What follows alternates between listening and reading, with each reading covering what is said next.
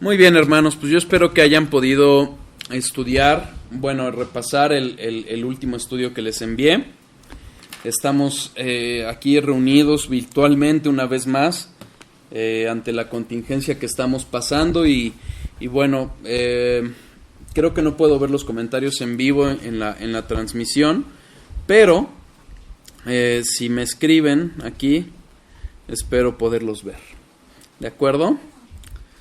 Bueno, terminamos el estudio pasado con el atributo de la omnisciencia. Espero haberles enviado el último estudio con suficiente anticipación para que lo pudiesen repasar y cualquier duda pues la pudieran comentar. No recibí ninguna duda, ningún comentario antes de las 6 y de hecho tampoco después. Entonces espero que esté quedando claro lo que estamos viendo, lo que estamos analizando, y cualquier cosa, pues estoy para servirles. Espero que no haya problema con el ruido de la lluvia. Ahorita está lloviendo y en los domos espero que no se escuche demasiado. Si no, pues por favor háganmelo saber. Ok, estuvimos viendo, como lo hemos hecho en los otros atributos. Empezamos a hablar acerca de qué entendemos por cada atributo. Vimos lo que es la omnisciencia de Dios, vimos los alcances que tiene, vimos también cómo Jesucristo encarnado lo demostró esa misma omnisciencia. Analizamos algunos aspectos que podrían generar algunas dudas tanto en el Antiguo Testamento como en los Evangelios, y hablamos también de otras formas o de algunas palabras en cómo se refiere a la omnisciencia de Dios, y concluimos ya con las consecuencias. Hablamos acerca de la humildad, del temor y la reverencia, de la confianza y el consuelo que debe de generar en nosotros este atributo. Finalmente, Pedro, después de haber negado a su maestro, hizo referencia a la omnisciencia. ¿Por qué? Porque si bien sus hechos pasados habían demostrado esa debilidad, esa falta de fe en él, ante las preguntas de Cristo le dijo: Señor, tú lo sabes todo. Evidentemente no puede nunca convertirse ese aspecto en un permiso para pecar, sino simple y sencillamente es una forma de entender que Dios conoce nuestros corazones. Y finalmente hablamos de que cómo también la adoración debe de ser impactada. No finalmente, todavía hay otro aspecto, pero hablamos de la adoración porque vimos que si Dios se conoce a sí mismo, finalmente Él sabe aquello que le complace y aquello que no le complace. Y por ende, es Él, a través de su palabra, que nos debe de dictar que nos dicta cómo debemos de adorarle. Y por ende, en respuesta, en obediencia a lo que Él nos ordena, es atendiendo a Él, a lo que Él nos ha dicho, que tenemos que adorarle. Y eso implica obediencia, implica alejarnos de la maldad, implica temerle, no adorarle a través de imágenes, no adorar como el mundo adora, sino como Él lo ha determinado, no en forma hipócrita, no derogando la forma en que Él ha ordenado a través de las costumbres, sino hacerlo a través de la verdad. Vimos también que no a través de mandamientos de hombre. También hablamos acerca de que debemos de adorarle en el día de reposo. Y en el estudio pasado nos detuvimos un poquito en el cuestionamiento que hizo algún hermano acerca del alzar las manos. Y en ese sentido vimos que no hay una prescripción concreta que nos impida alzar las manos. Hay un entendimiento de que es una forma en que en el Antiguo Testamento adoraban, simbolizando la ascensión de la oración y la disposición a recibir las bendiciones, así como la indicación de poner las manos hacia el templo, no por la adoración hacia el templo mismo, sino más bien como una referencia a donde Dios habita.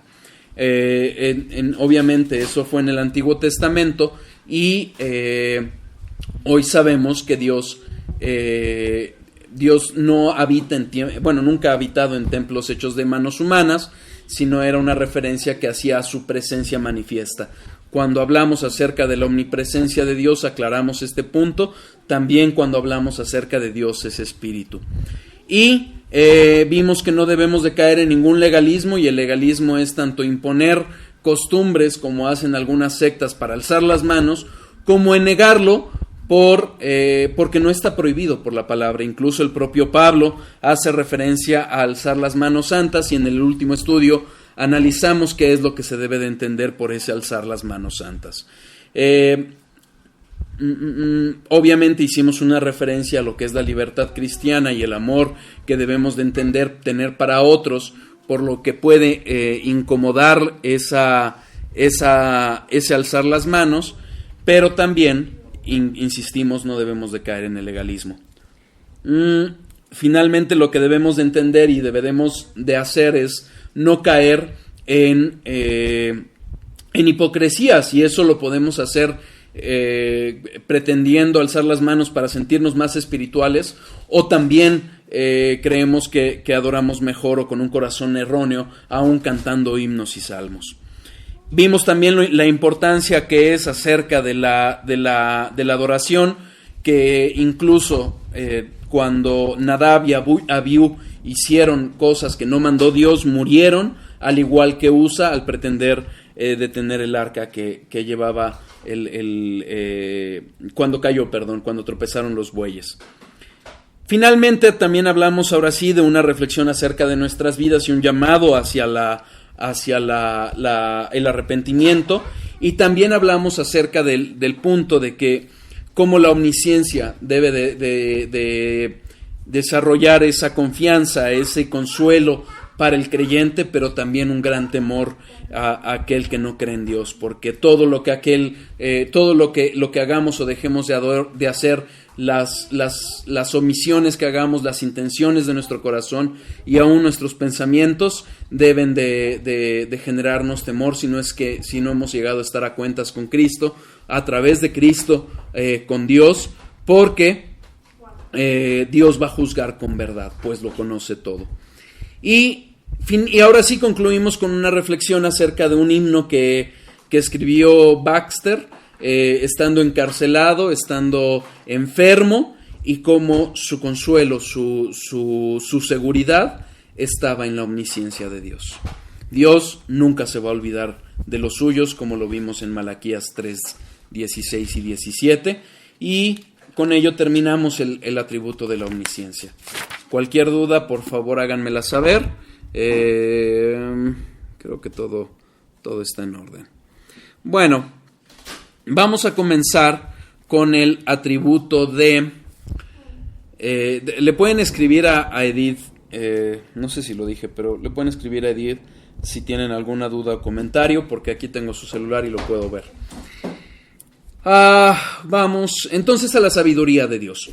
Vimos que hay algunos teólogos que manejan la omnisciencia de Dios en forma mezclada con la sabiduría de Dios. Incluso cuando nosotros hicimos referencia a las diversas formas en que la palabra refiere a la omnisciencia, una forma de referirla es la inteligencia, y tiene que ver con la sabiduría de Dios.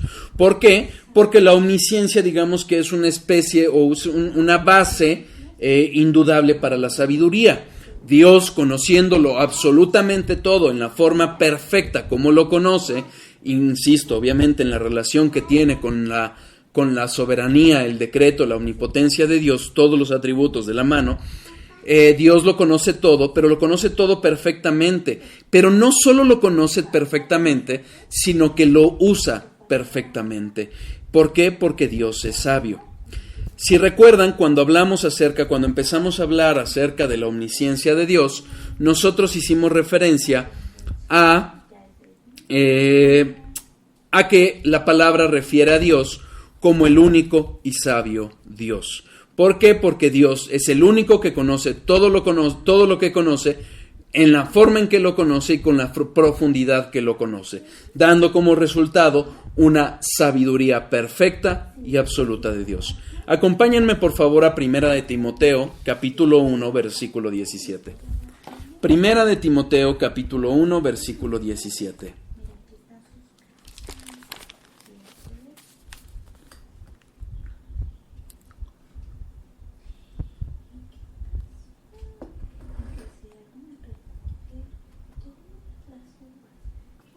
Vamos a leer desde el 12. En los versículos 3 a 11 hay advertencias hacia falsas doctrinas, pero vamos a lo que entra Pablo para el preámbulo de este versículo. Doy gracias al que me fortaleció, a Cristo Jesús nuestro Señor, porque me tuvo por fiel poniéndome en el ministerio. Habiendo yo sido antes blasfemo, perseguidor, injuriador, mas fui recibido a misericordia, porque lo hice por ignorancia, en incredulidad. Pero la gracia de nuestro Señor fue más abundante con la fe y el amor que es en Cristo Jesús. Palabra fiel y digna de ser recibida por todos, que Cristo Jesús vino al mundo para salvar a los pecadores, de los cuales yo soy el primero. Pero por esto fui recibido a misericordia, para que Jesucristo mostrase en mí, el primero, toda su clemencia, para ejemplo de los que habrían de creer en él para vida eterna. Por tanto, el Rey de los siglos, inmortal, invisible, al único y sabio Dios, sea honor y gloria por los siglos de los siglos. Amén. ¿Qué habla Pablo? Pablo está hablando de cómo Dios lo atrajo a sí mismo, estando él siendo un perseguidor de la iglesia. Incluso había pedido permiso para seguir a algunos de los primeros cristianos a la ciudad de Damasco, y en el camino a Damasco es que es confrontado por Cristo y es regenerado por el Espíritu Santo. Y entonces él habla de esa conversión, y él habla como él, habiendo estado en ignorancia, en incredulidad, la gracia de Dios, la misericordia de Dios lo alcanza y lo hace siervo, lo prepara para el ministerio. Dentro de todo eso, dentro de todo ello que vivió Pablo y que en su responsabilidad humana, porque nunca dejó de ser responsable, Dios obró con sabiduría. Y por eso concluye con esta doxología, esta parte, diciendo: por tanto, al Rey de los siglos, al inmortal invisible, al único y sabio Dios, sea honor y gloria de los siglos por los siglos de los siglos. Amén. Es una doxología, es una frase de adoración en la que reconoce diversos atributos de Dios, de Jesucristo, reconociéndolo, entre otros aspectos, como único y sabio. Es decir, la sabiduría que Dios posee es única. No me detengo mucho, vamos a ir desglosando, como lo hemos hecho a través de otros atributos, por qué todo esto que refiere y todo este plan de redención, no solo en Pablo, sino en la humanidad, en todos los hijos de Dios, demuestran la sabiduría de Dios. Acompáñenme ahora a Judas 25, por favor. Judas 25 es el penúltimo libro, penúltimo libro de la Biblia. Nuevamente, en esta doxología, Judas reconoce estos atributos de Dios. Vamos a leer desde el versículo 24. Y aquel que es poderoso para guardarnos sin caída y presentarnos sin mancha delante de su gloria con gran alegría, al único y sabio Dios, nuestro Salvador, sea gloria y majestad, imperio y potencia, ahora y por los siglos y por todos los siglos. Amén. Fíjense, ¿qué es lo que sucede? Muchas veces cuando nosotros vemos las circunstancias incluso tan difíciles como las que estamos enfrentando hoy a nivel no solo México, sino a nivel mundial, no podemos entender lo que Dios está obrando. La verdad es que no nos queda más que confiar por fe en que Dios es sabio. Estos apóstoles, viendo ciertos aspectos de su vida, de la obra que estaba haciendo en la iglesia o en ellos mismos, ¿qué hacen? Voltean para atrás y pueden apreciar cómo Dios, ante todo, había obrado con sabiduría. Y por eso el